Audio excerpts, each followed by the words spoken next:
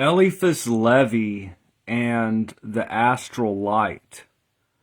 Hello everyone, and thank you for joining me today. This is Taliesin McKnight, and today we begin something very important, and that is a look at Eliphas Levi and at his dogma or doctrine and ritual of high magic. Eliphas Levi lived from 1810 to 1875, and Eliphas Levi was very important in the history of magic.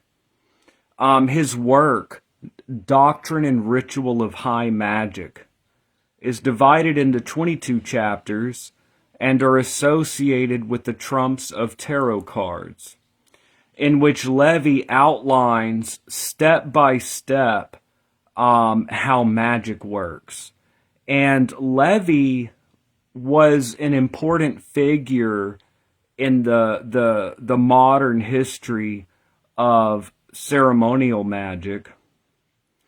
He lived in the 1800s, which I would consider modern, from the 19th century ceremonial magic.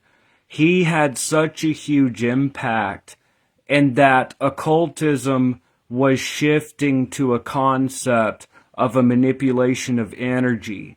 The manipulation of energy, being able to access the universal energy, what Eliphas Levi called the astral light, the universal energy that pervades all existence. This universal agent Eliphas Levi referred to under his symbol of Baphomet. So the image that we're all familiar of Baphomet, and one hand points up towards the white moon of Chesed, the other downwards towards the black moon of Geburah. Baphomet for Levi was the symbol of the central secret of magic, which is the astral light, access to the universal energy. Today we will be working through chapter 1 of the Doctrine of High Magic. So today we'll be working through the Doctrine of High Magic. So we're working through this together. Okay, the Doctrine of High Magic. So it's working with a universal energy. So we're going to work through this piece by piece as we work through this material. But Levi was important in the history of ceremonial magic or ritual magic. So let's take a look. Actually, today we are looking at the introduction. Now, this work, the Doctrine and Ritual of High Magic, was very important and continues to be important in the history of Western occultism. This is a work that was in French.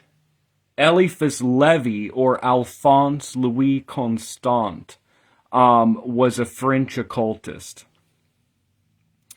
And in 1896, Arthur Edward Waite, or A.E. Waite, made an English translation of Eliphas Levi, for the first time making Eliphas Levi Zahed. What he did was he took his name Alphonse in French, he translated into Hebrew to become Eliphas. And Louis, he translated into Hebrew as Levi. So, Alphonse Louis became Eliphas Levi.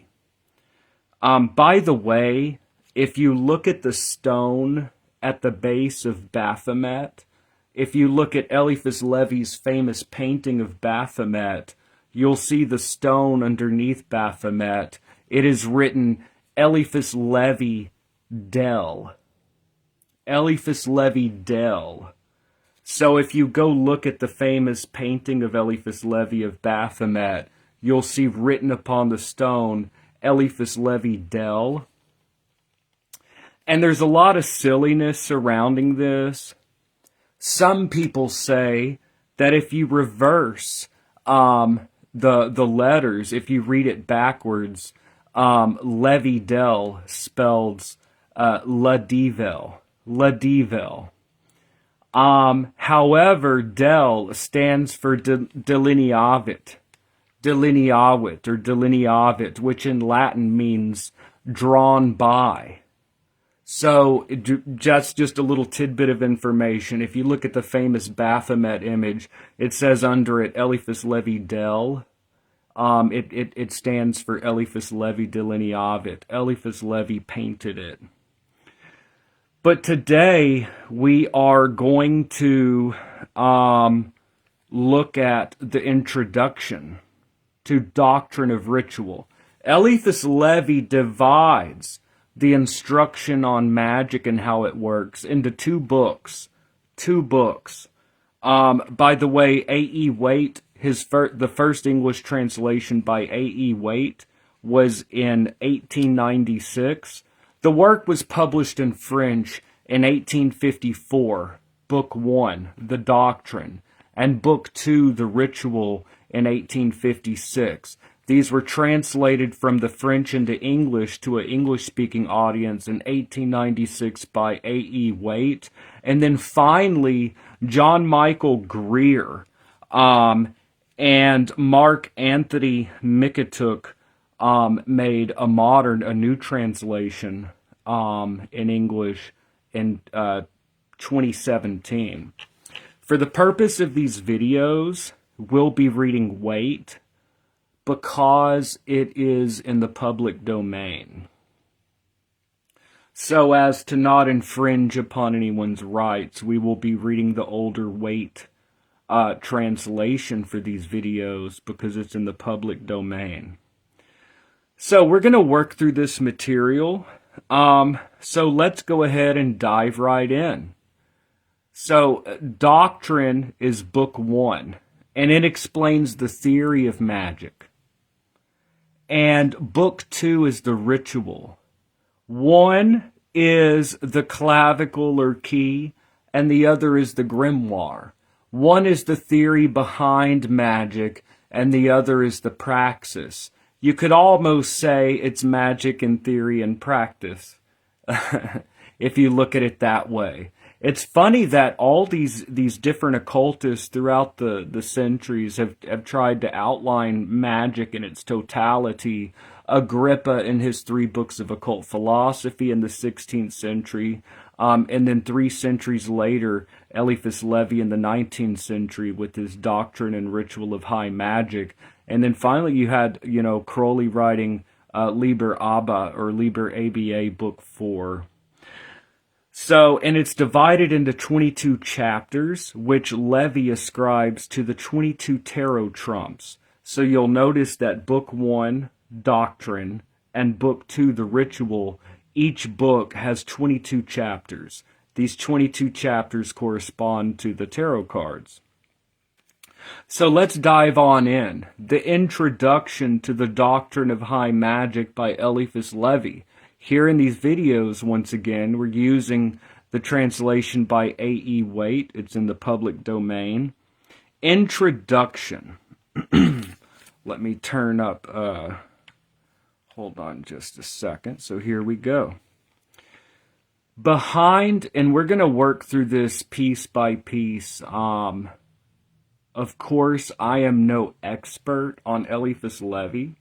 I want to give that at the outset. I am just a fellow occultist that is also working with this material, and I make videos. So I study and I make videos and things.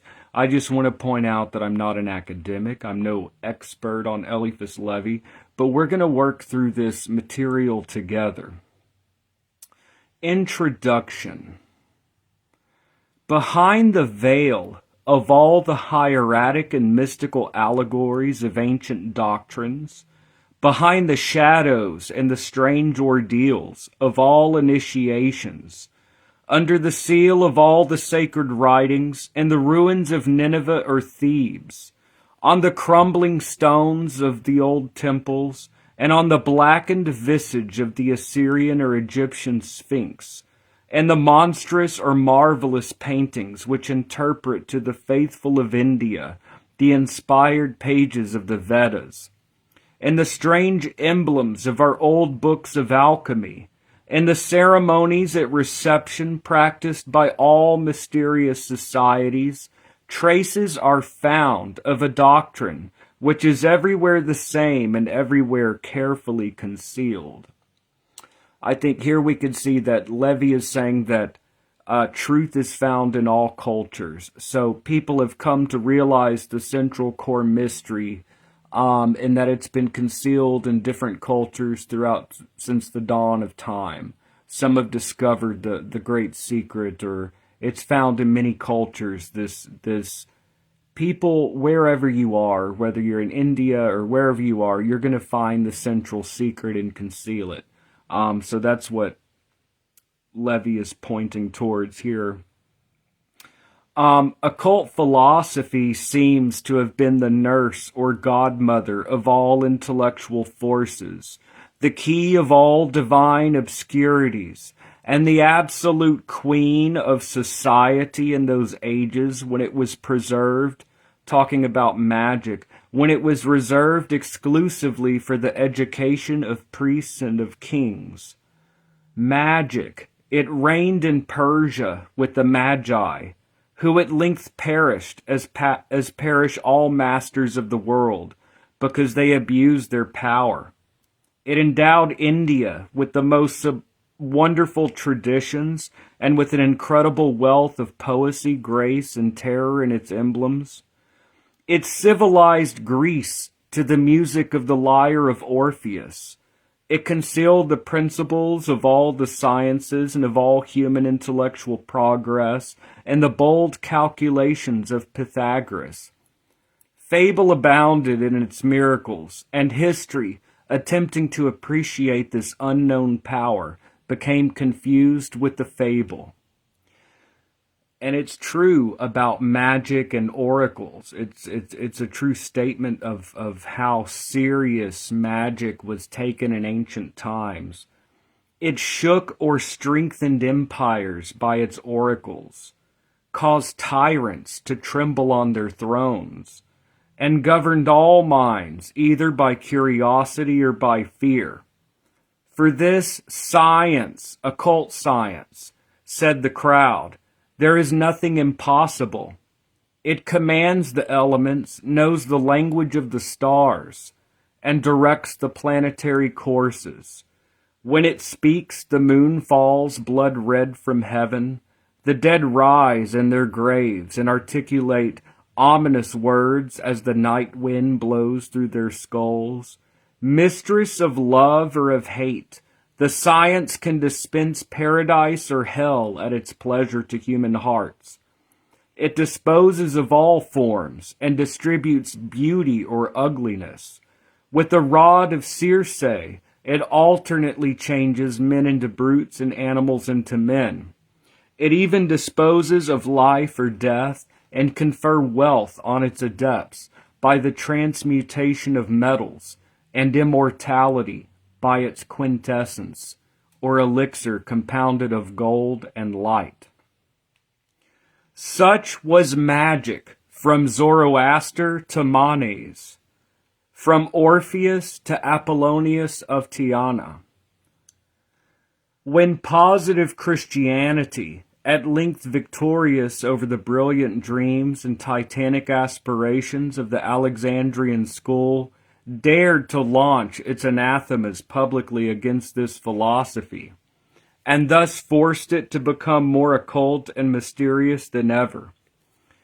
Moreover, he's talking about the history of magic here. Moreover, strange and alarming rumors began to circulate concerning initiates or adepts. These men were everywhere surrounded by an ominous influence. They killed or drove mad those who allowed themselves to be carried away by their honeyed eloquence or by the fame of their learning. The women whom they loved became striges. Their children vanished at their nocturnal meetings, and men whispered shudderingly and in secret of bloody orgies and abominable banquets. Bones had been found in the crypts of ancient temples. Shrieks had been heard in the night. Harvests withered and herds sickened when the magician passed by. Diseases which defied medical skill at times appeared in the world, and always, it was said, beneath the envenomed glance of the adepts. At length, a universal cry of execration went up against magic. The mere name became a crime, and the common hatred was formulated in this sentence: magicians to the flames. As it was shouted centuries earlier to the lions with the Christians.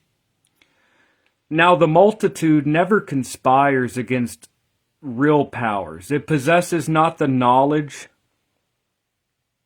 Now the multitude never conspires except against real powers. It possesses not the knowledge of what is true, but it has the instinct of what is strong.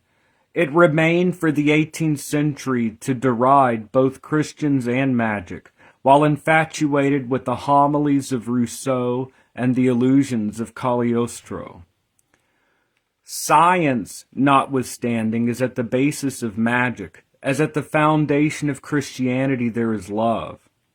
And in the gospel symbols, we see the Word incarnate adored in his cradle by 3 magi, led thither by a star, the triad and the sign of the microcosm, and receiving their gifts of gold, frankincense, and myrrh, a second mysterious triplicity, under which emblem the highest secrets of the Cabala are allegorically contained. Christianity owes, therefore, no hatred to magic, but human ignorance has ever stood in fear of the unknown. The science was driven into hiding to escape the impassioned assaults of a blind love. It clothed itself with new hieroglyphics, dissimulated its labors, denied its hopes. Then it was that the jargon of alchemy was created, a permanent deception for the vulgar, a living language only for the true disciple of Hermes. Extraordinary fact. Among the sacred books of the Christians, there are 2 works which the infallible Church makes no claim to understand and has never attempted to explain. These are the Vision of Ezekiel and the Apocalypse, 2 Kabbalistic keys assuredly reserved in heaven for the commentary of magician kings, books sealed with 7 seals for faithful believers, yet perfectly plain to an initiated infidel of the occult sciences. There is also another book, and here I think Eliphas Levi is hinting at the tarot. He's talking about the tarot here. There is also another book, but although it is popular in a sense and may be found everywhere, this is of all most occult and unknown, because it has the key of all others. It is in public evidence without being known to the public. No one dreams of seeking it where it actually is, and elsewhere it is lost labor to look for it. This book, possibly anterior to that of Enoch, has never been translated, but is still preserved unmutilated in primeval characters, on detached leaves like cards, on detached leaves like the tablets of the ancients. A distinguished scholar has revealed, though no one has observed it, not indeed its secret, but its antiquity and singular preservation. Another scholar, but of a mind more fantastic than judicious, passed 30 years in the study of this book, and has merely suspected its whole importance. It is in fact it's talking about tarot here. It is in fact a monumental and extraordinary work, strong and simple as the architecture of the pyramids, and consequently enduring like those. A book which is the sum of all sciences, which can resolve all problems by its infinite combinations, which speaks by evoking thought.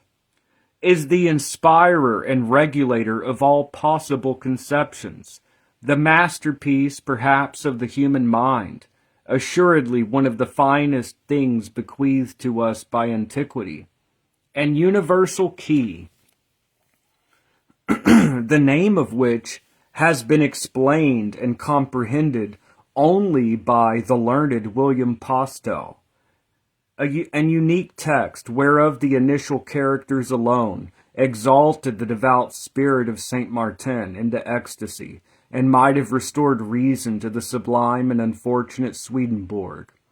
We shall speak of this book later on, and its mathematical and precise explanation will be the complement and crown of our conscientious undertaking. The original alliance of Christianity and the science of the Magi, once it is thoroughly demonstrated, will be a discovery of no second-rate importance, and we question not that the serious study of magic and the Cabala will lead earnest minds to the reconciliation of science and dogma, of reason and faith, heretofore regarded as impossible. We have said that the Church, whose special office is the custody of the keys, does not pretend to possess those of the Apocalypse or of Ezekiel. In the opinion of Christians, the scientific and magical clavicles of Solomon are lost. Yet, at the same time, it is certain that in the domain of intelligence ruled by the Word, nothing which has been written can perish. Things which men cease to understand simply cease to exist for them, at least in the order of the Word, and they enter into the domain of enigma and mystery. When we lose the external doctrine, we still have the symbols and myths and things to ponder.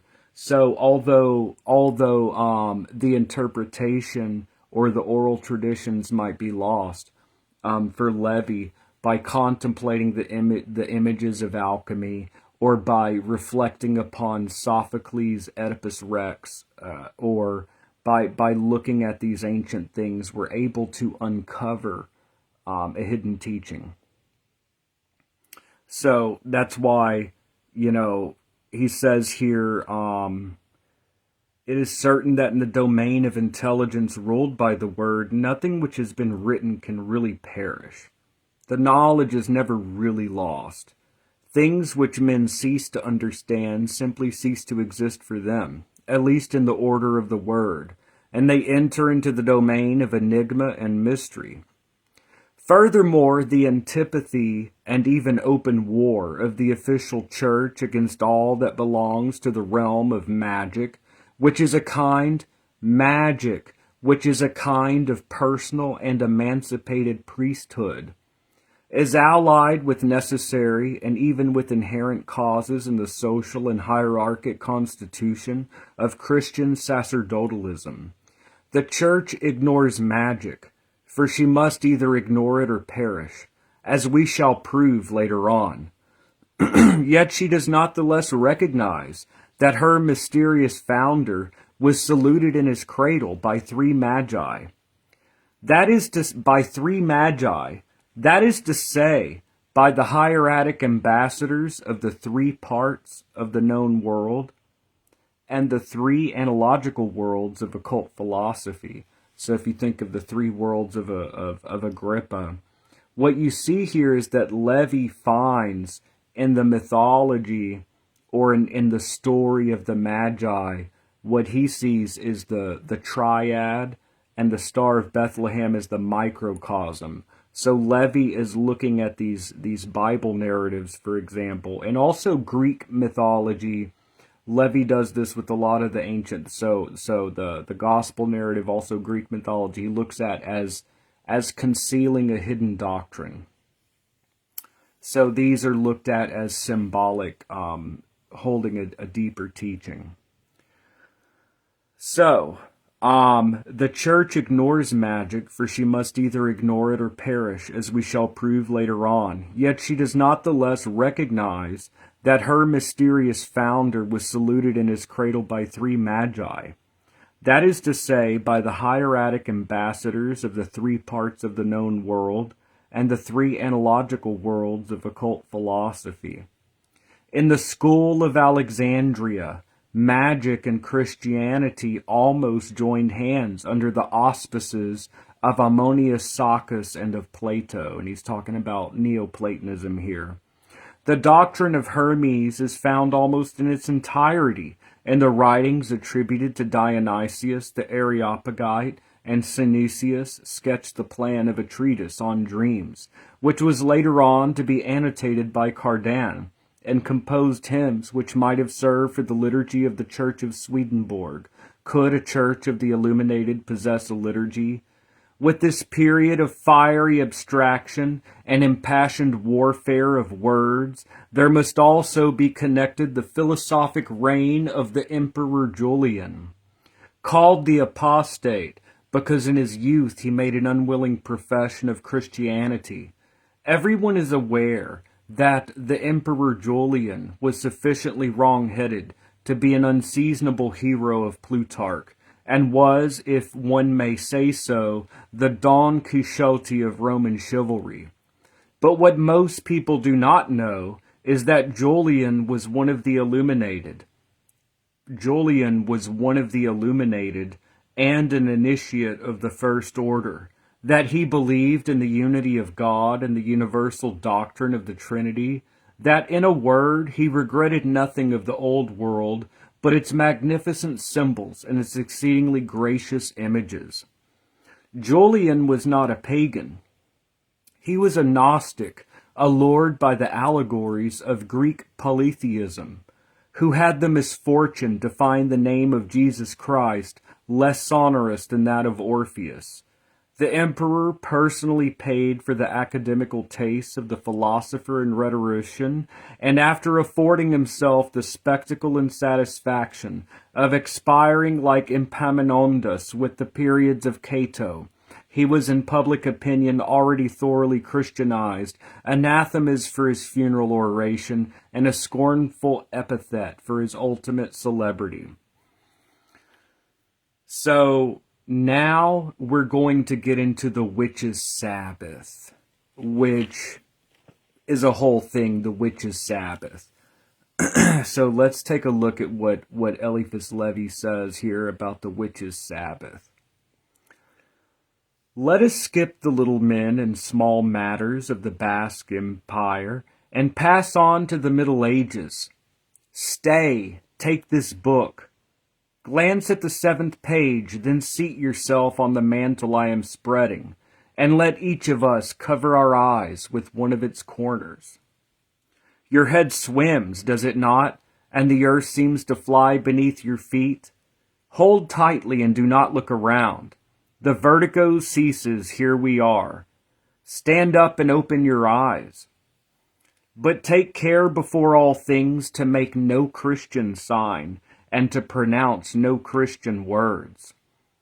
We are in a landscape of Salvator Rosa, a troubled wilderness which seems resting after a storm. There is no moon in the sky, but you can distinguish little stars gleaming in the brushwood, and you can hear about you the slow flight of great birds who seem to whisper strange oracles as they pass. Let us approach silently that crossroad. Let us approach silently that crossroad among the rocks. A harsh funereal trumpet winds suddenly, and black torches flare up on every side. A tumultuous throng is surging round a vacant throne. All look and wait. There's an empty throne. Everyone's waiting. And the throne is empty. All look and wait. Suddenly they cast themselves on the ground. A goat-headed prince. Someone with the head of a goat. A goat-headed prince bounds forward among them, and he ascends the throne, someone with the head of a goat. Turns, and by assuming a stooping posture, presents to the assembly a human face, which carrying black torches with everyone comes forward to salute and kiss. Now, I think I've been reading this over and over, the A.E. Waite, And I've also been reading over and over the John Michael Greer version of Eliphas Levi here. And I believe the John Michael Greer, it seems to say that they kiss the buttocks. And if you look into the lore of the witch's Sabbath, the witch's Sabbath is something that we see through witch trials. And that's a whole can of worms, the witch's Sabbath. But it said that they used to kiss the buttocks of the devil, basically, at these witch meetings. So that's just some witchcraft lore. So, a goat-headed prince bounds forward among them. He ascends the empty throne, turns, and by assuming a stooping posture, presents to the assembly a human face, which, carrying black torches, everyone comes forward to salute and to kiss. By the way, it's called the osculum infame, I believe in Latin, the shameful kiss. With a hoarse laugh, he recovers an upright position. It's like Baphomet, okay, the witch's Sabbath here. With a hoarse laugh, he recovers an upright position and then distributes gold, secret instructions, occult medicines, and poisons to his faithful bondsmen. Meanwhile, fires are lighted of fern and alder, piled over with human bones and the fat of executed criminals. Druidesses, crowned with wild parsley and vervain, emulate unbaptized children with golden knives and prepare horrible love feasts. Love feasts. Tables are spread. Masked men seat themselves by half-nude females, and a bacchanalian orgy begins. I think it's pretty interesting that Eliphas Levi, in his depiction of a witch's Sabbath, there's definitely an erotic component here. So I just want to point out that there seems to be some type of an erotic component to this witch's Sabbath that Eliphas Levi is pointing towards. So they prepare horrible love feasts. Tables are spread. Masked men seat themselves by half-nude females and a bacchanalian orgy begins. There is nothing missing but salt, the symbol of wisdom and immortality. Wine flows in streams, leaving stains like blood. Obscene talk and fond caresses begin. Fond caresses. And presently the whole assembly is drunk with wine, with pleasure, with crime and singing. They rise, a disordered throng, and hasten to form infernal dances. Then come all legendary monsters, all phantoms of nightmare. Enormous toads play inverted flutes and blow with their paws on their flanks. Limping scarabaei beetles mingle in the dance. Crabs play the castanets. Crocodiles beat time on their scales. Elephants and mammoths appear, habited like cupids and footed in the ring. Finally, the giddy circle breaks up and scatter on all sides. Every yelling dancer drags away a disheveled female. Every yelling dancer drags away a disheveled female. Lamps and candles formed of human fat go out smoking in the darkness. Cries are heard here and there, mingled with peals of laughter. Blasphemies and rattling of the throat. Come, rouse yourselves. Do not make the sign of the cross. See, I have brought you home. You are in your own bed. Somewhat worn out, possibly a trifle shattered by your night's journey and dissipation. But you have witnessed something of which everyone talks without knowledge. You have been initiated into secrets no less terrible than the grotto of Tryphonius. You have been present at the Sabbath. It remains for you now to preserve your reason, to have a wholesome dread of the law, and to keep a respectful distance from the church and her faggots, or like burning. Keep away from the church's burning pyre. So, Eliphas Levi depicts a witch's Sabbath here as worshipping a prince with the head of a goat, and some type of, they're drinking wine. It looks like there's some sexual licentiousness going on, as well as occult instructions. So now we get to Baphomet, or as some people pronounce it, Baphomet. Baphomet, okay? And keep in mind that Eliphas Levi was the one that painted in this work the famous image of Baphomet that everyone sees. The image of Baphomet that everyone sees, right? The one where he's like this. That came from this book that we're reading. Eliphas Levi painted it. So now he's going to talk a little bit about Baphomet. He's going to go a little deeper later on. So let's take a look here. Would you care, as a change, to behold something less fantastic, more real, and also more truly terrible? You shall assist at the execution of Jacques de Molay and his accomplices, or his brethren in martyrdom, the Knights Templar. Do not, however, be misled. Confuse not the guilty and the innocent. Did the Templars really adore Baphomet? Did they offer a shameful salutation to the buttocks of the goat of Mendes?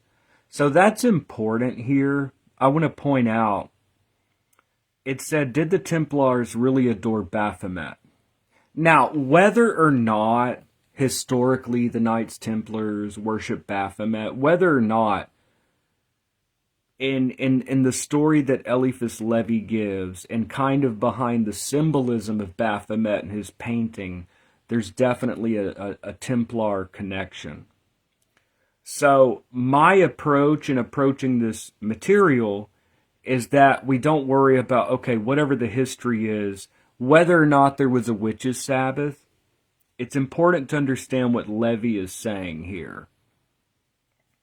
So he says, did the Templars really adore Baphomet? So whether they did or not, let's understand what Levi's saying. Did the Templars really adore Baphomet? Did they offer a shameful salutation to the buttocks of the goat of Mendes, the osculum infame, the kissing of the butt of the goat? What was actually this secret and potent association which imperiled church and state, and was thus destroyed unheard? Judge nothing lightly. They are guilty of a great crime.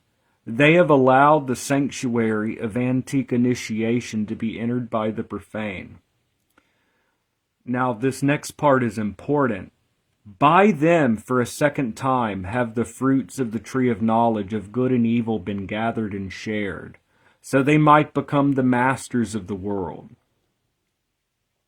If we want to understand what secrets Eliphas Levi is revealing and concealing here, he says, Levi repeats throughout this text that the Garden of Eden is the great magical secret, the astral light. Let's say that Eliphas Levi really did have this great secret that he discovered, right? Eliphas Levi is concealing the great secret of magic behind the Baphomet image. So it's really important to understand that the image of Baphomet is not just a modern image of the devil, okay? Eliphas Levi, who painted the image, Eliphas Levi's Baphomet is, he's placing what he believes to be the great secret of magic. Now, whether or not Eliphas Levi was right or not, this would make a huge impact upon the history of occultism in our world today. So, for Levi, the eating of the knowledge of good and evil, the serpent, all of these things, and also some Greek myths that and some pagan myths that he outlines. For Levy, it's concealing a great secret. So he says here, judge nothing lightly. The Templars are guilty of a great crime. They've allowed the sanctuary of antique initiation to be entered by the profane. He's talking about Baphomet. By them, for a second time, have the fruits of the tree of knowledge of good and evil been gathered and shared, so they might become the masters of the world. The sentence which condemns them has a higher and earlier origin than the tribunal of pope or king. On the day that thou eatest thereof, thou shalt surely die, said God himself, as we see in the book of Genesis. So for Levy, the Bible narrative, and like I said, also pagan myths, they conceal an ancient magical doctrine. And as we'll see, the astral light, which is the universal energy, for Levy, magic was about imprinting the astral light with your will and sending that energy forth. Okay? So the astral light is the universal energy. And for Levy, the astral light is the forbidden fruit and is also the serpent. It is what caused the fall and also redemption, because Nachash, the Gematria, is also Mashiach. So the astral light, which is the energy or the anima mundi, the soul of the world, the universal energy that runs through all things. The serpent is time and matter, the sea of images. But the return to Eden here is seen as the great work. So it's pretty interesting. It's like in order to experience duality, we have to enter into the astral light, the realm of time and matter, the sea of images, right? So it's a world of illusion. But if you can accomplish the great work, you can direct this agent. Which I just want to point out, anything I say in my videos are just my opinion.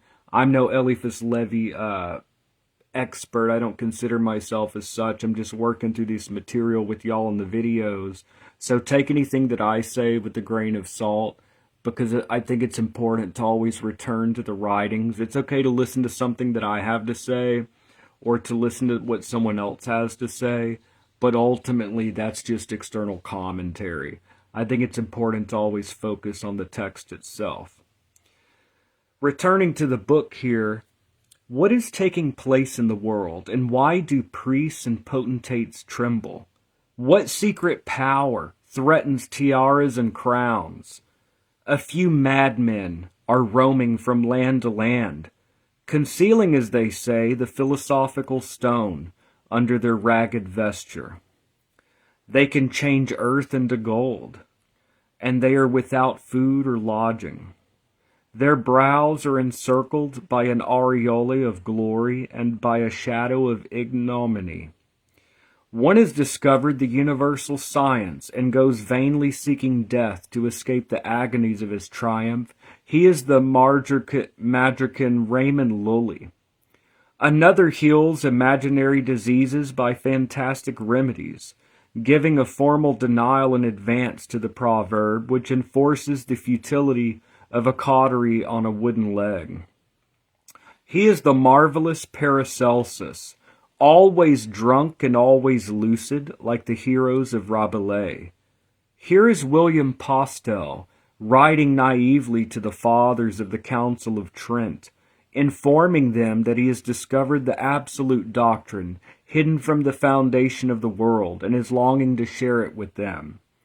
The council does not concern itself with the maniac, does not condescend to condemn him, and proceeds the weighty questions of efficacious grace and sufficing grace. He whom we see perishing poor and abandoned is Cornelius Agrippa. This next part kind of rubs me the wrong way because I love Agrippa, but I'm going to read it. He whom we see perishing poor and abandoned is Cornelius Agrippa, less of a magician than any, though the vulgar persist in regarding him as a more potent sorcerer than all, because he was sometimes a cynic and a mystifier. Yeah, okay, Levy. What secret do these men bear with them to their tomb? Why are they wondered at without being understood? Why are they condemned unheard? Why are they initiates of those terrific secret sciences of which the church and society are afraid? Why are they acquainted with things of which others know nothing? Why do they conceal what all men burn to know? Why are they invested with a dread and unknown power? The occult sciences, magic, these words will reveal all and give food for further thought. De omni res scibilis et quibus dam alis. He does what Crowley would later do. He throws in some Latin.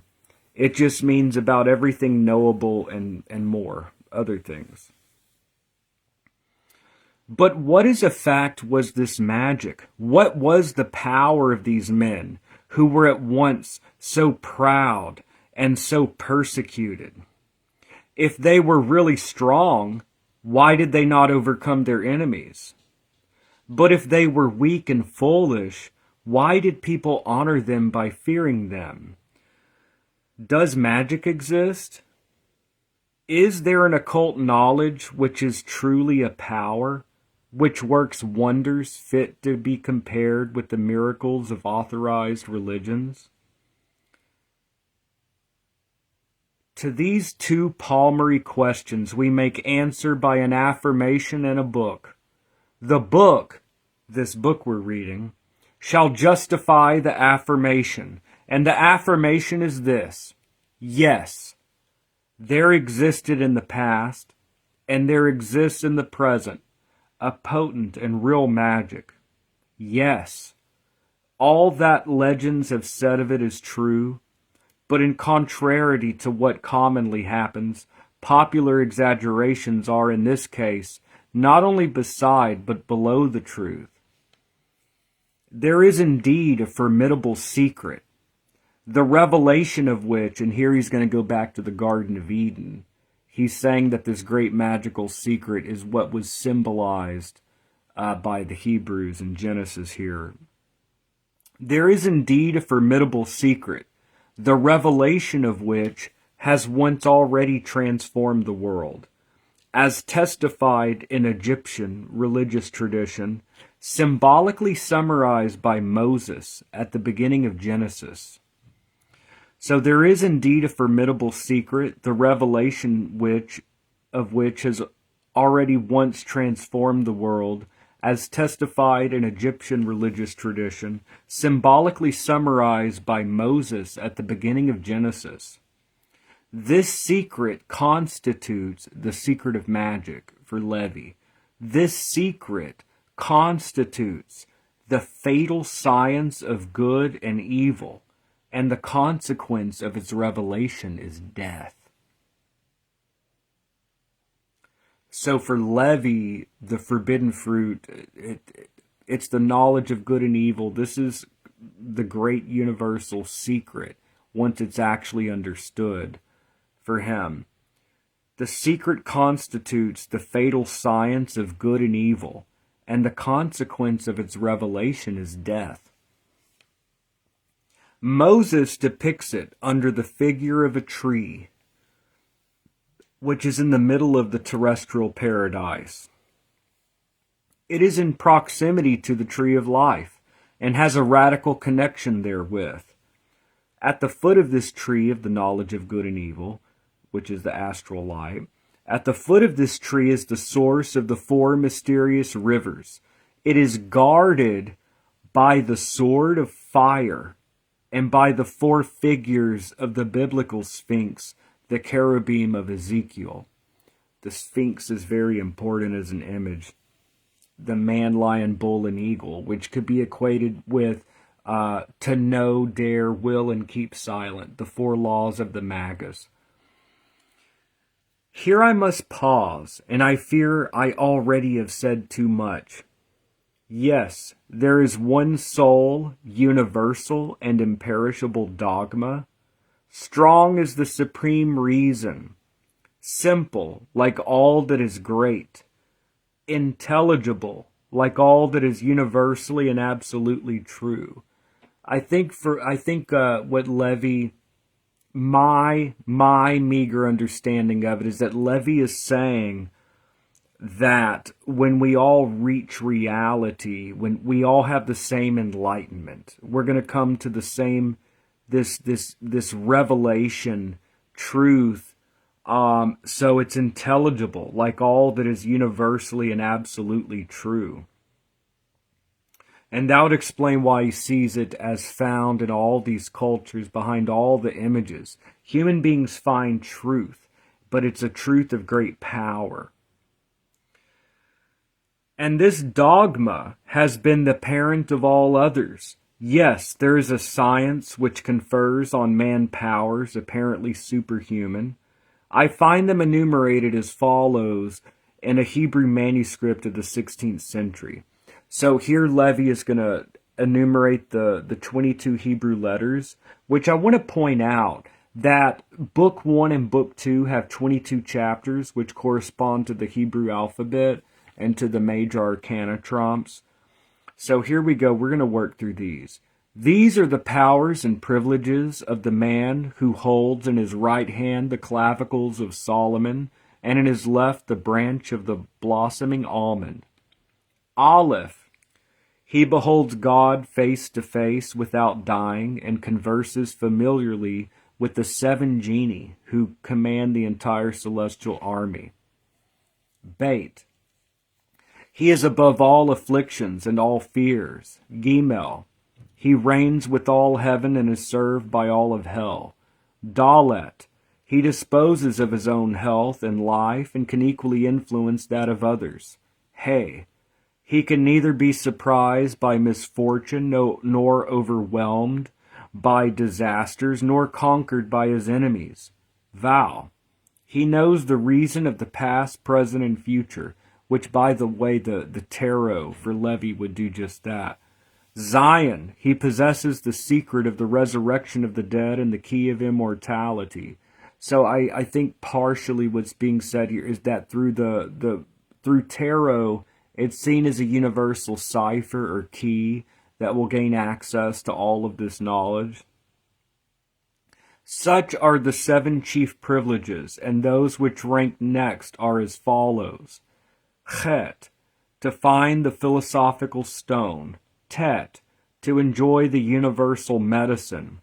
Yod, to be acquainted with the laws of perpetual motion, and in a position to demonstrate the quadrature of the circle.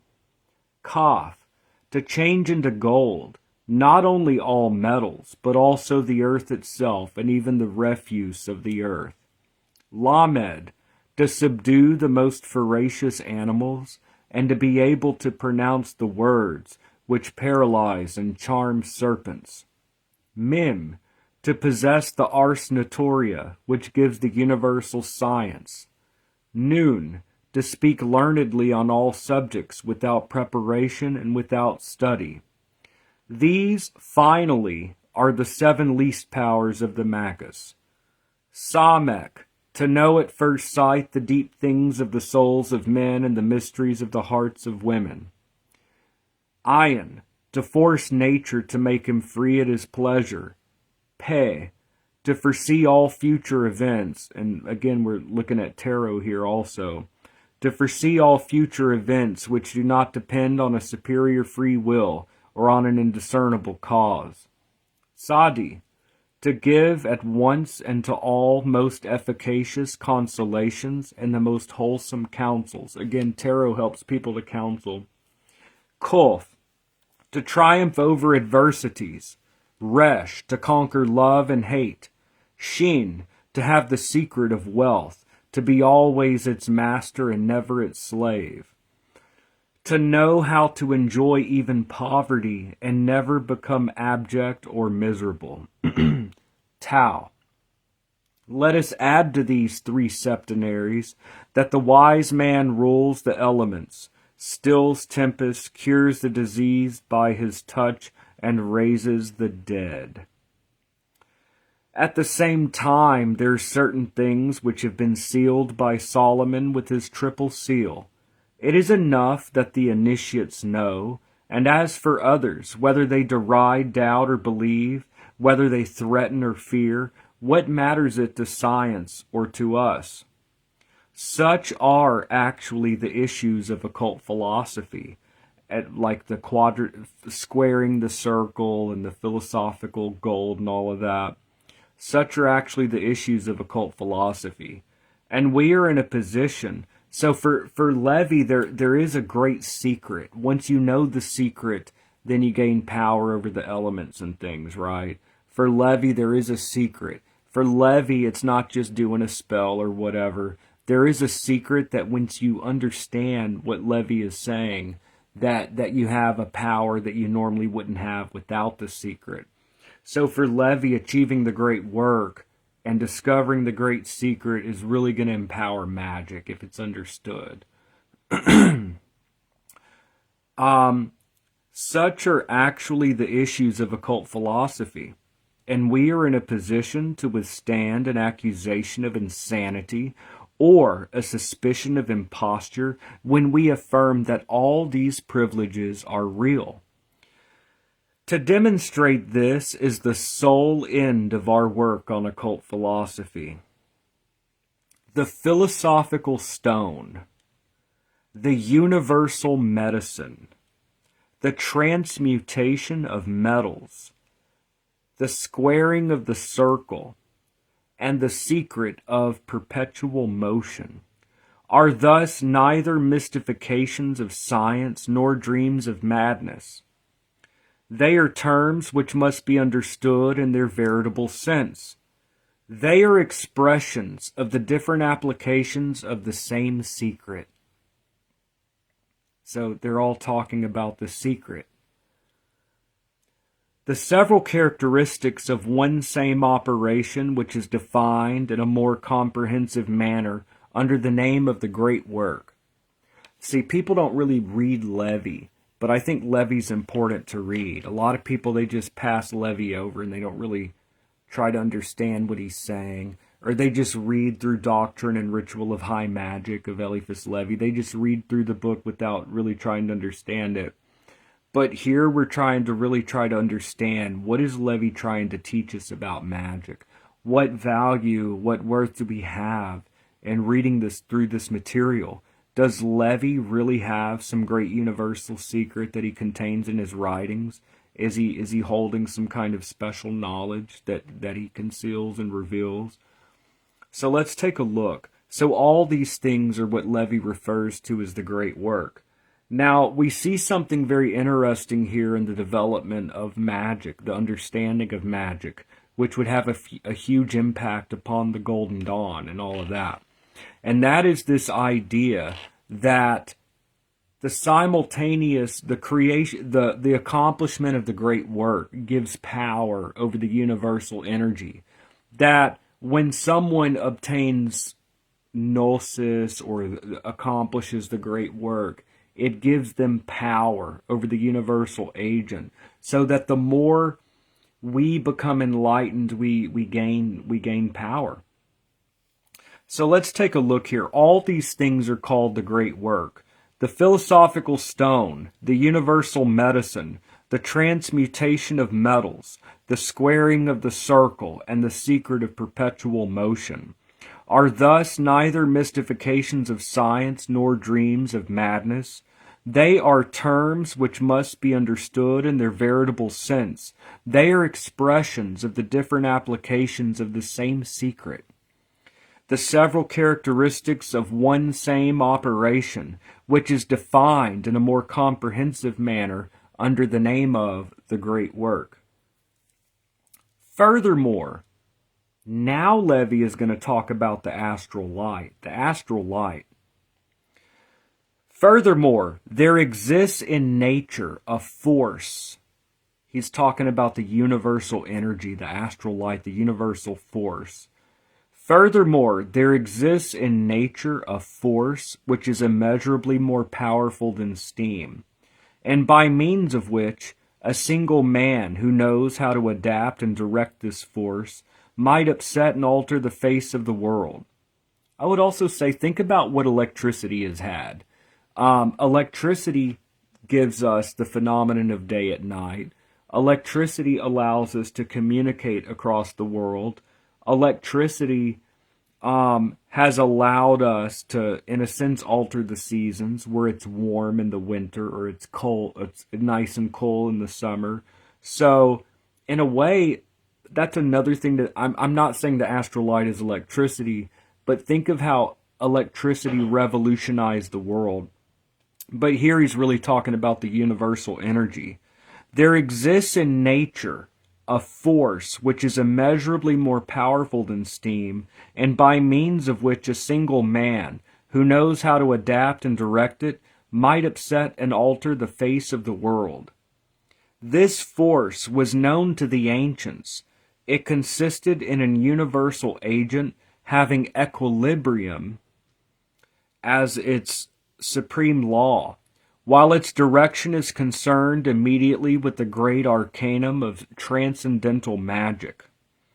By the direction of this agent, and again, I'm not saying it's electricity, it's something way beyond that. It's the universal energy, what Agrippa would call the anima mundi. It's the universal energy.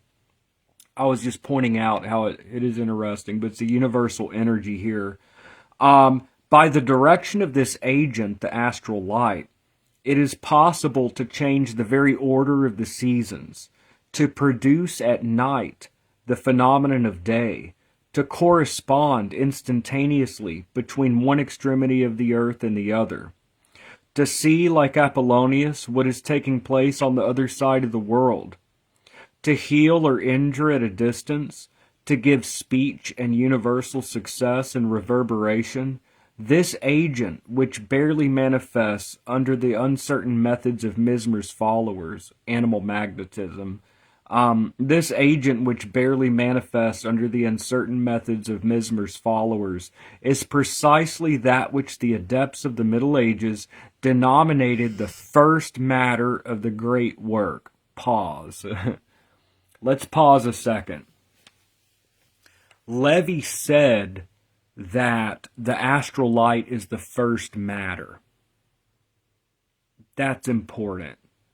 The first matter is the starting point of the great work. The first matter is like the material that you would eventually make into the philosophical stone.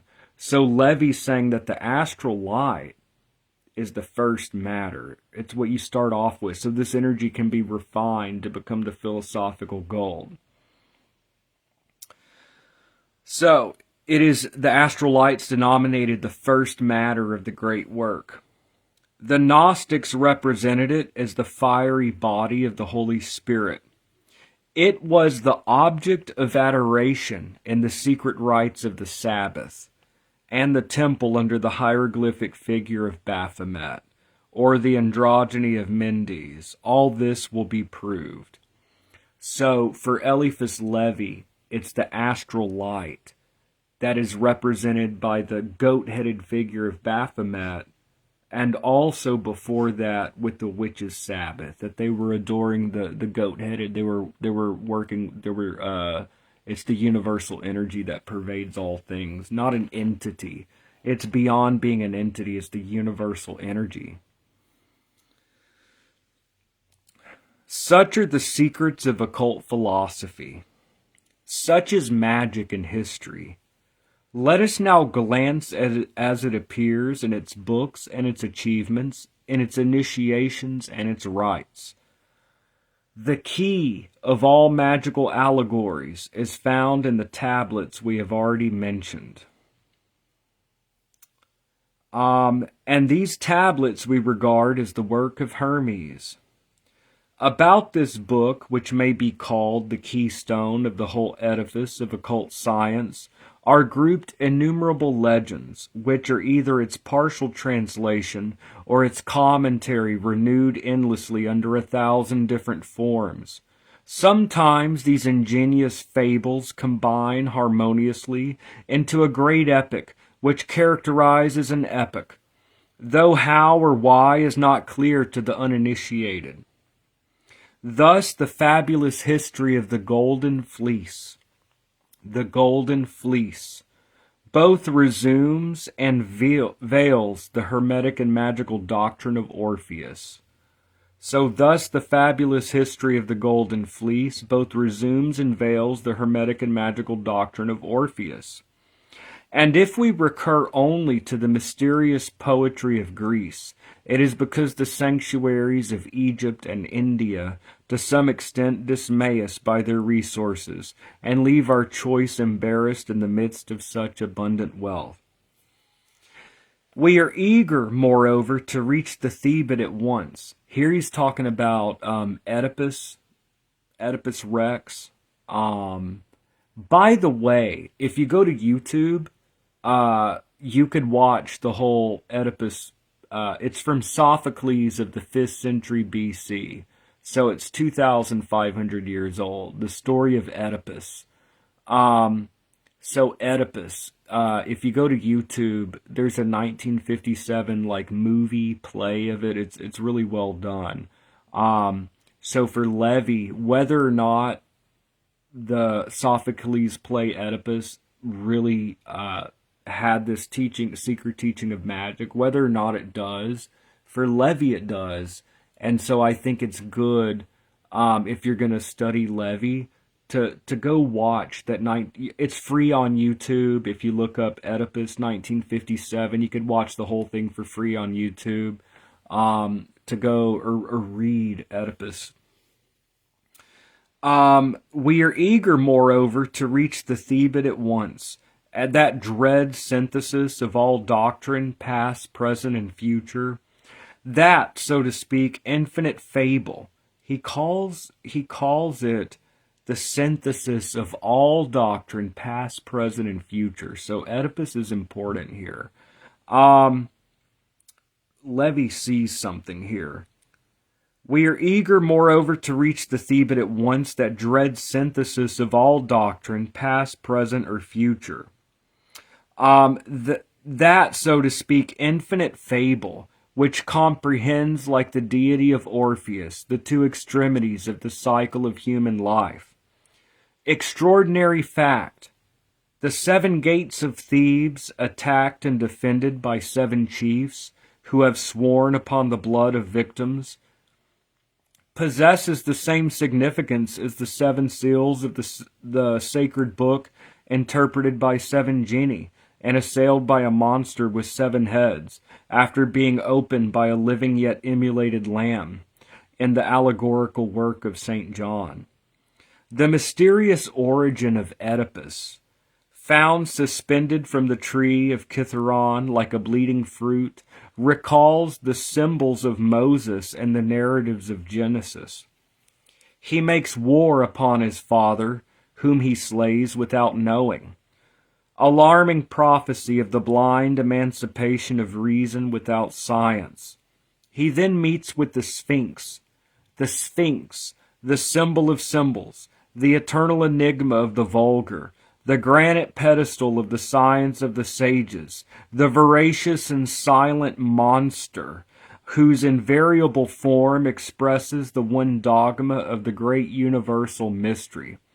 So for Levy, the Sphinx is very important. How is the tetrad changed into the duad and explained by the triad? In more common but more emblematic terms, what is that animal which in the morning has 4 feet, 2 at noon, and 3 in the evening? Philosophically speaking, how does the doctrine of elementary forces produce the dualism of Zoroaster, while it is summed by the triad of Pythagoras and Plato? What is the ultimate reason of allegories and numbers, the final message of all symbolisms? Oedipus replies with a simple and terrible word which destroys the Sphinx and makes the diviner king of Thebes. The answer to the enigma is man. Unfortunate. He has seen too much, and yet with insufficient clearness. He must presently expiate his calamitous and imperfect clairvoyance by a voluntary blindness, and then vanish in the midst of a storm, like all civilizations, which may at any time divine the answer to the riddle of the Sphinx without grasping its whole import and mystery. Everything is symbolical and transcendental in this titanic epic of human destinies. The two hostile brethren express the second part of the grand mystery, divinely completed by the sacrifice of Antigone. Then comes the last war. The brethren slay one another. Capaneus is destroyed by the lightning which he defies. Amphiaraus is swallowed by the earth. And all these are so many allegories which by their truth and their grandeur astonish those who can penetrate their triple hieratic sense. Aeschylus, annotated by Belange, gives only a weak notion concerning them, whatever the primeval sublimities of the Greek poet or the beauty of the French critic. The secret book of antique initiation was not unknown to Homer, who outlines its plan and chief figures on the shield of Achilles with minute precision.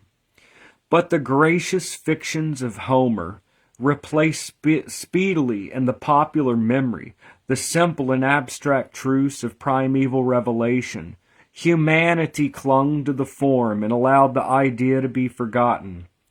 Signs lost power in their multiplication. Magic also at this period became corrupted and degenerated with the sorcerers of Thessaly into the most profane enchantments. The crime of Oedipus brought forth its deadly fruits, and the science of good and evil erected evil into a sacrilegious divinity. Men, weary of the light, took refuge in the shadow of bodily substance. The dream of the void, which is filled by God, soon appeared to be greater than God himself in their eyes, and thus hell was created. When, in the course of this work, we make use of the consecrated terms God, heaven, and hell, let it be thoroughly understood, once for all, that our meaning is far removed from that which the profane attach to them, as initiation is distant from vulgar thought. God, for us, is the Azoth of the sages, the efficient and final principle of the great work. Something important here, the astral light, if you remember a few paragraphs up, the astral light was the first matter. Okay, and represented by the devil. It's the universal energy, the astral light.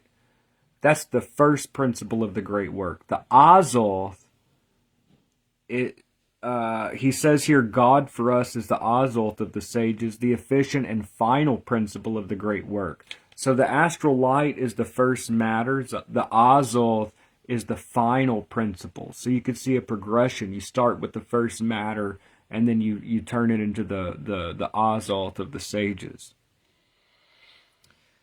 When in the course of this... Okay, let me see here. Returning to the fable of Oedipus, the crime of the king of Thebes was that he failed to understand the Sphinx. You know, I hate to interpret my own limited perspective here, but maybe it might be useful to some. When I read this, I think that what Oedipus did, might just one interpretation, is that he identified with the mortal part of him. What crawls upon 4 legs in the morning, 2 at noon, and 3 at night? So, of course, you have the baby crawling on all 4s in the morning. You walk upright on 2 legs in your midlife. And then with a cane, you walk on 3 legs because you have a cane in old age. I think what he's saying is that Oedipus, he said man. He identified himself with his mortal part. And slays his own father, you know, the spiritual impulse, and united with his mother. He identified with the earthly part of him, and thus had to pluck. He became king of Thebes, right? So like, you're the master of your world, but you identified with the image. You identified with the false image. So plucking out the eyes is the identification with the mortal part of Oedipus, he identified with his mortal part, and thus he never really solved the Sphinx's riddle. So let's take a look at this. So that's just one interpretation. That's kind of how I look at it here. So returning to the fable of Oedipus, the crime of the king of Thebes was that he failed to understand the Sphinx. That he destroyed the scourge of Thebes without being pure enough to complete the expiation in the name of his people. The plague and consequence avenged speedily the death of the monster, and the king of Thebes, forced to abdicate, sacrificed himself to the terrible manes of the Sphinx, more alive and voracious than ever when it had passed from the domain of form into that of idea. Oedipus divined what was man, and he put out his own eyes because he did not want to see what was God. He divulged half of the great arcanum, and to save his people it was necessary for him to bear the remaining half of the terrible secret into exile and the tomb. After the colossal fable of Oedipus, we find the gracious poem of Psyche, which was certainly not invented by Apuleius. So the myth of Cupid and Psyche is found in Apuleius's Metamorphosis, or the Golden Ass, and again could be taken as a symbol of our fall from paradise in Eden, or our descending into matter and being wrapped up in the illusion. So after the colossal fable and then obtaining immortality, in this case, at the end of the story, after the colossal fable of Oedipus, we find the gracious poem of Psyche, which was certainly not invented by Apuleius. The great magical secret, the great magical secret or arcanum, reappears here under the figure of a mysterious union between a god and a weak mortal, abandoned alone and naked on a rock. Psyche must remain in ignorance of the secret of her ideal royalty, and if she behold her husband, she must lose him. Here Apuleius commentates and interprets Moses, but did not the Elohim of Israel and the gods of Apuleius both issue from the sanctuaries of Memphis and Thebes? Psyche is the sister of Eve, so that's important here. Levy is saying that if you want to understand the great magical secret found in the Garden of Eden story, go look at the myth of Psyche and Cupid. Psyche is the sister of Eve, or rather is Eve spiritualized. And notice that they're man and woman. The Adam and Eve is very much about male and female and forbidden fruit. And then Psyche, what he's talking, it's a love thing between Psyche and Cupid. Psyche is the sister of Eve, or rather is Eve spiritualized. Let's see here. Aether, Logan says Aether, Astral, and Azoth. Yeah, that's kind of how I see it from my, just one opinion. How do you deal with switching between Egyptian gods and Grecian gods? How do you mean, like in the text, or? I don't really like switch but many people switch pantheons. Are you talking about in the text here? So it says the great magical secret is, wait. Psyche is the sister of Eve, or rather is Eve spiritualized. Both desire to know and lose innocence for the honor of the ordeal. Both deserve to go down into hell, one to bring back the antique box of Pandora, the other to find and to crush the head of the old serpent, who is the symbol of time and of evil. So here it says the old serpent, who's a symbol of time and evil. I think clearly the serpent is not just a universal energy, but it's time and matter and material form here in this case. Both are guilty of the crime, which must be expiated by the Prometheus of ancient days and the Lucifer of the Christian legend. The one delivered, the other overcome by Hercules and by the Savior. The great magical secret is therefore the lamp and dagger of Psyche, the apple of Eve, the sacred fire of Prometheus, the burning scepter of Lucifer, but is also the holy cross of the Redeemer. So the lamp and dagger of Psyche in the story is what caused her to lose her love. It's because of her curiosity. Like curiosity killed the cat. So in the story, Psyche is with Cupid, who is a god of love. That was the son of Venus. Because of her curiosity, she took a knife and lamp to see him. When she saw him, she lost him. It's curiosity that caused Eve to partake of the fruit, so her eyes can open. So it's both by knowing duality, good and evil, by incarnating in a limited form, we're able to have this experience. But it's by the same secret that we I guess you could say, if you're above nature, you can direct nature, control nature. It's just one way of looking at it. So the great magical secret is therefore the lamp and dagger of Psyche, the apple of Eve, the sacred fire of Prometheus, which then he was bound, the burning scepter of Lucifer, but it is also the holy cross of the Redeemer. To be acquainted with the magical secret sufficiently to abuse or divulge it is to deserve all suffering. To know it as one should know it, namely, to make use of and conceal it, is to be the master of the absolute. Everything is contained in a single word. Everything is contained in one word, says Levy. Everything is contained in a single word, which consists of 4 letters. It is the tetragram of the Hebrews, the Azoth of the alchemists, the Thot of the Bohemians, or the Tarot of the Kabbalists.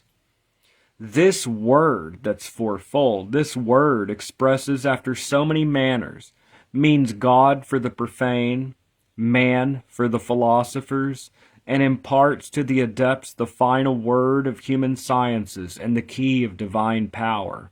But he only can use it who understands the necessity of never revealing it. Had Oedipus, instead of killing the Sphinx, which you could say the mortal part of ourselves, had Oedipus, instead of killing the Sphinx, overcome it. It's like the pentagram for Levy is the victory, true liberty. That's kind of a paradox, that liberty comes through restriction. That the pentagram upright is will governing the 4 elements.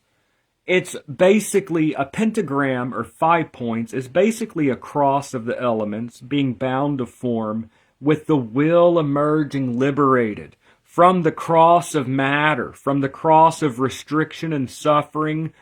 A 5th point emerges. That is the will victorious over the other aspects, the Sphinx.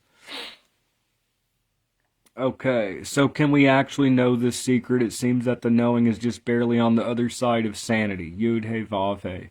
Yeah. Yeah, hopefully we will. Okay, let's see here. Had Oedipus, instead of killing the Sphinx, the mortal, or whatever, overcome it, harnessed it to his chariot, and thus entered Thebes, he would have been king without incest, without misfortune, and without exile. Had Psyche, by meekness and affection, persuaded love to reveal himself, she would never have lost love. Now love, okay, let's listen to what he says here. Now love is one of the mythological images of the great secret and the great agent. Love is one of the mythological images of the great secret and the great agent, because it at once expresses an action and a passion, a void and a plenitude. a shaft, and a wound. The initiates will understand me, and on account of the profane I must not speak more clearly. Okay, back up a little bit, Levy. Hold the phone, y'all. Do what now? Now, love is one of the mythological images of the great secret and the great agent, because love at once expresses an action and a passion, a void and a plenitude, a shaft and a wound. The initiates will understand me, and on account of the profane I must not speak more clearly. After the marvelous golden ass of Apuleius, we find no more magical epics. Science conquered in Alexandria by the fanaticism of the murderers of Hypatia. Hold on a second here. Okay. After the marvelous golden ass of Apuleius, we find no more magical epics. Science conquered in Alexandria by the fanaticism of the murderers of Hypatia became Christian, or rather concealed itself under Christian veils, so that the stuff never died, just went under Christian veils, with Ammonius Sinicius and the pseudonymous author of the books of Dionysius the Areopagite. And such times it was needful to excuse miracles by the garb of superstition, and science by an unintelligible language. Hieroglyphic writing was revived. Pantacles and characters were invented to summarize an entire doctrine by a sign, a whole sequence of tendencies and revelations in a word. What was the end of the aspirants to knowledge? They sought the secret of the great work, or the philosophical stone, or the perpetual motion, or the squaring of the circle, or the universal medicine. Formulas which often saved them from persecution and hatred. So they were all looking for this great secret, but they used these other things like, oh, I'm just squaring the circle. Nothing against the church going on here, y'all. I'm just trying to square a circle, y'all. I'm just trying to turn lead into gold, you know. I'm not a heretic. I'm just trying to square the circle and find medicine, y'all.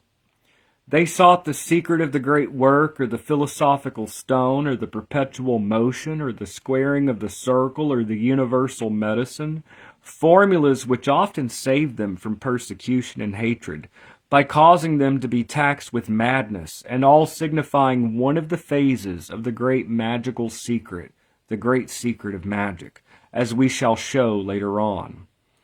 This absence of epics continues till our romance of the rose, but the rose symbol, which expresses also the mysterious and magical sense of Dante's poem, which he's seeking after Beatrice, is borrowed from the transcendent Cabala, and it is time that we should have recourse to this immense and concealed source of universal philosophy. The Bible, with all its allegories, gives expression to the religious knowledge of the Hebrews in only an incomplete and veiled manner. The book which we have mentioned, the hieratic characters of which we shall explain subsequently, that book which William Postel names the Genesis of Enoch, certainly existed before Moses and the prophets, whose doctrine, fundamentally identical with that of the ancient Egyptians, had also its exotericism and its veils. When Moses spoke to the people, says the sacred book allegorically, he placed a veil over his face, and he removed it when addressing God. This accounts for the alleged biblical absurdities which so exercise the satirical powers of Voltaire. The books were only written as memorials of tradition, and in symbols that were unintelligible for the profane. The Pentateuch and the poems of the prophets were, moreover, elementary works, alike in doctrine, ethics, and liturgy. The true secret and traditional philosophy was not committed to writing until a later period, and under the veils even less transparent. Thus arose a second. And this idea that behind the Bible stories is a secret doctrine contained. I mean, that's kind of like basic to like Cabala, as Cabala, that understanding. The Pentateuch and the poems of the prophets, like it implies that there's a hidden knowledge behind the stories. The Pentateuch and the poems of the prophets were, moreover, elementary works alike in doctrine, ethics, and liturgy. The true secret in traditional philosophy was not committed to writing until a later period, and under veils even less transparent. Thus arose a second and unknown Bible, or rather one which was not comprehended by Christians, a storehouse, so they say, of monstrous absurdities. For in this case believers, confounded in the same ignorance, speak the language of skeptics, a monument, as we affirm, which comprises all that philosophical genius and religious genius have ever accomplished or imagined in the order of the sublime. A treasure encompassed by thorns, a diamond concealed in a rude and opaque stone. Our readers will have already guessed that we refer to the Talmud. How strange is the destiny of the Jews, those scapegoats, martyrs, and saviors of the world, a people full of vitality, a bold and hardy race, which persecutions have always preserved intact, because it has not yet accomplished its mission. Do not our apostolical traditions declare that after the decline of faith among the Gentiles, salvation shall again come forth out of the house of Jacob, and that then the crucified Jew who is adored by the Christians will give the empire of the world into the hands of God his Father? On penetrating into the sanctuary of the Cabala, one is seized but with admiration at the sight of a doctrine, talking about the Cabala, a doctrine so logical, so simple, and at the same time so absolute. The Cabala, the essential union of ideas and symbols, the consecration of the most fundamental realities by primitive characters, the trinity of words, letters, and numbers. The philosophy simple as the alphabet, profound and infinite is the word. Theorems more complete and luminous than those of Pythagoras. A theology which may be summed up on the fingers. An infinite which can be held in the hollow of an infant's hand. 10 figures and 22 letters. A triangle, a square, and a circle. These are the entire elements of the Cabala. These are the component principles of the written word, reflection of that spoken word which created the world. All truly dogmatic religions have issued from the Cabala and returned therein. Whatsoever is grand or scientific in the religious dreams of all the illuminated, Jacob Boehme, Swedenborg, Saint Martin, etc., is borrowed from the Cabala. All Freemasonic associations, all Masonic associations owe to it their secrets and their symbols. The Cabala alone consecrates the alliance of universal reason and the divine word.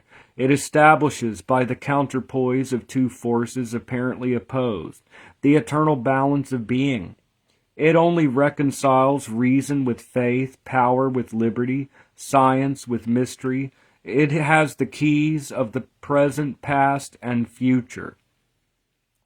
To become initiated into the Cabala, it is insufficient to read and to meditate upon the writings of Reuchlin, Galatinus, Kircher, or Picus de Mirandola.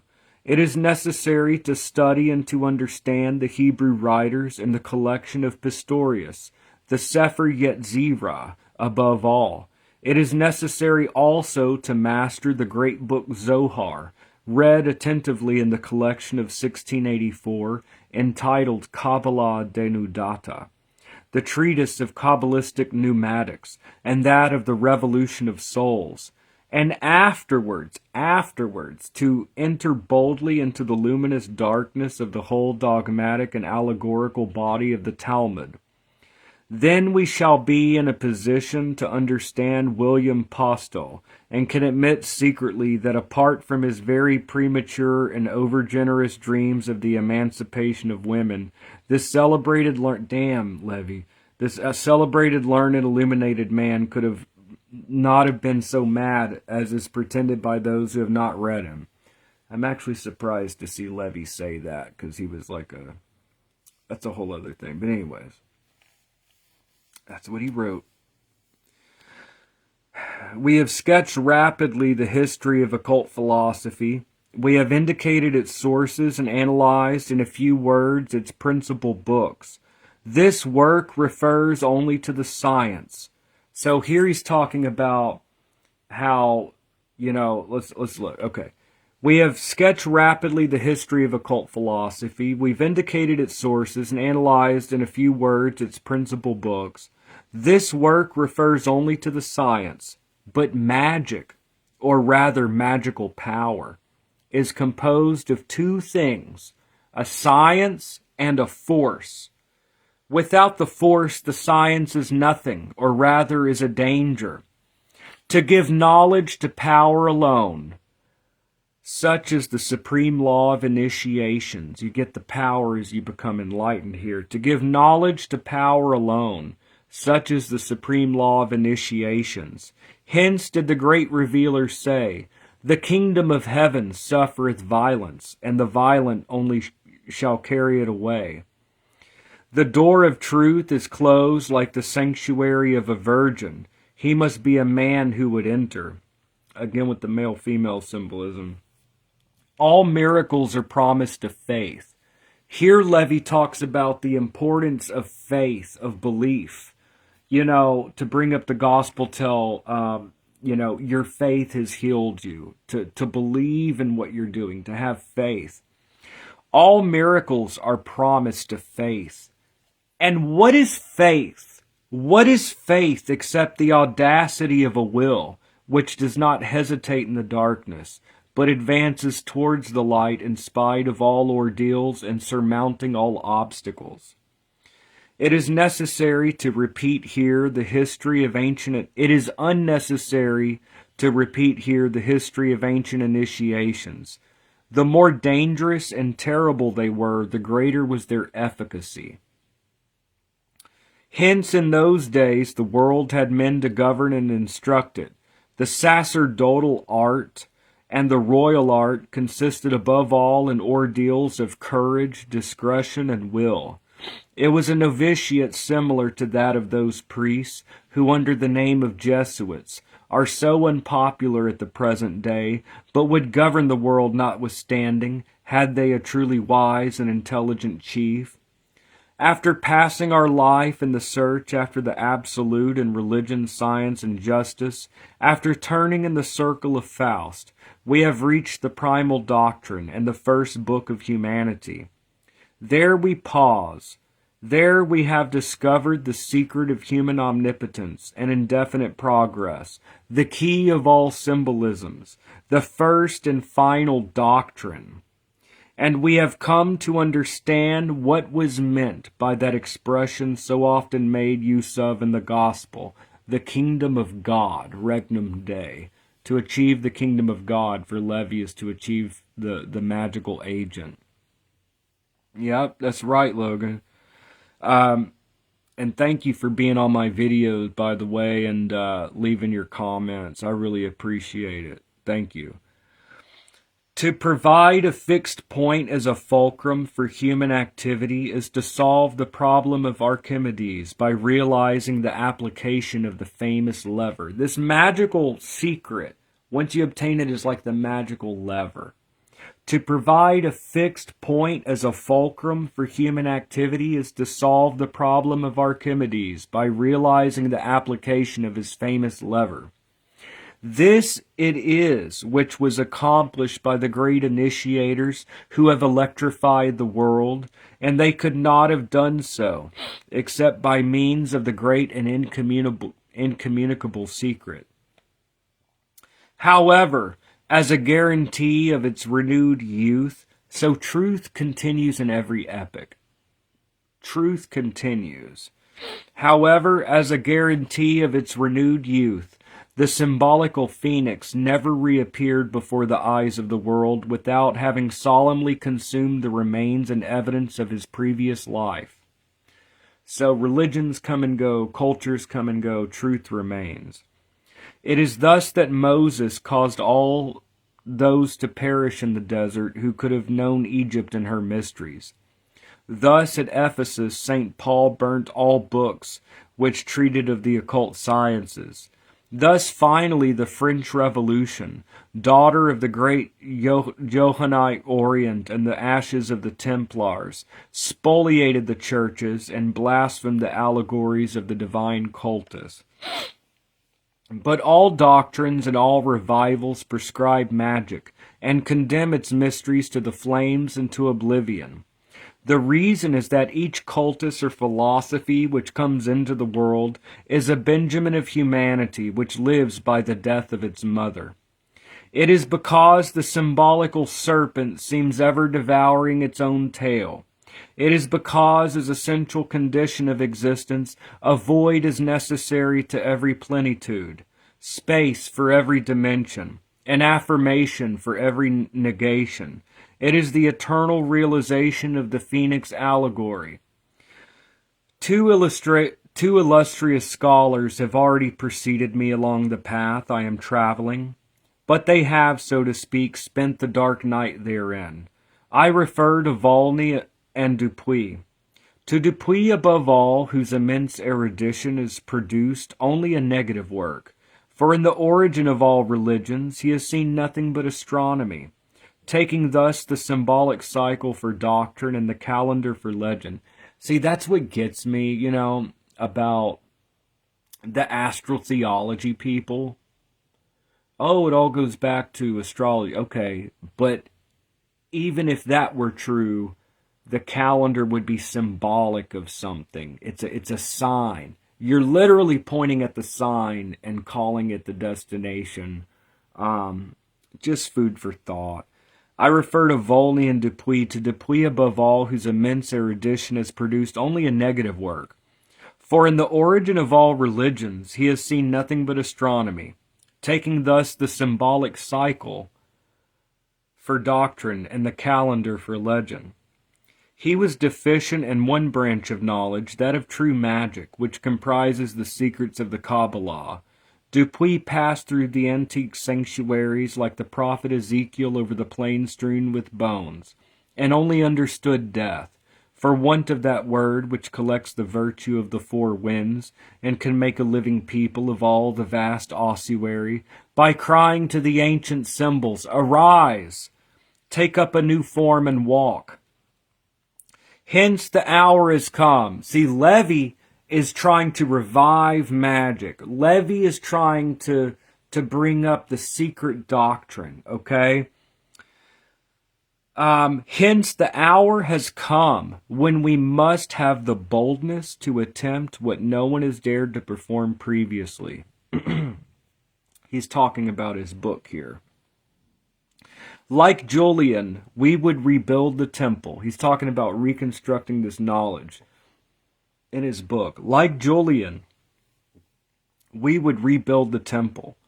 And in so doing, we do not believe that we shall be belying a wisdom that we adore, which also Julian would himself have been worthy to adore, had the rancorous and fanatical doctors of his period permitted him to understand it.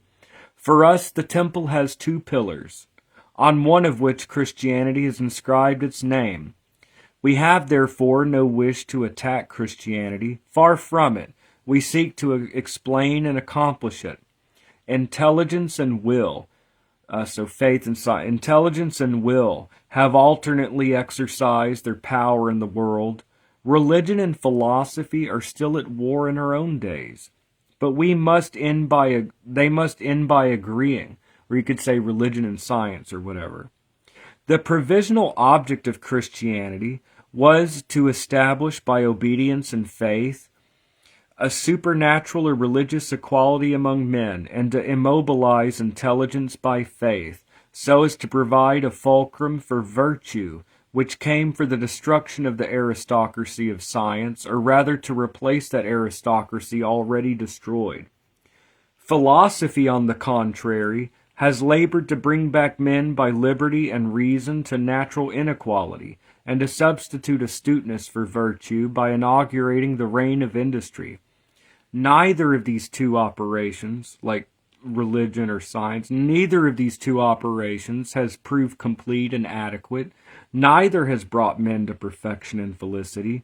What is now dreamed, almost without daring to hope for it, is an alliance between these two forces so long regarded as contrary, and there is good ground for desiring their union, like science and religion. For these two great powers of the human soul are no more opposed to one another than the sex of man is opposed to that of woman.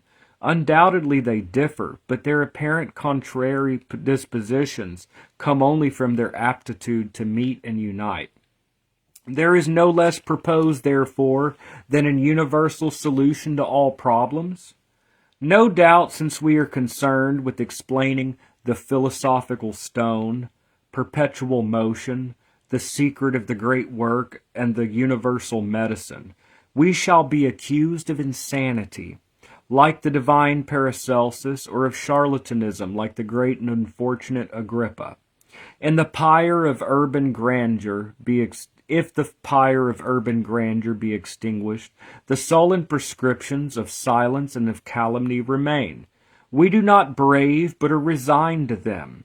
We have not sought ourselves the publication of this book, and we believe that if the time be come to produce speech, it will be produced by us or by others. We shall therefore remain calm and wait.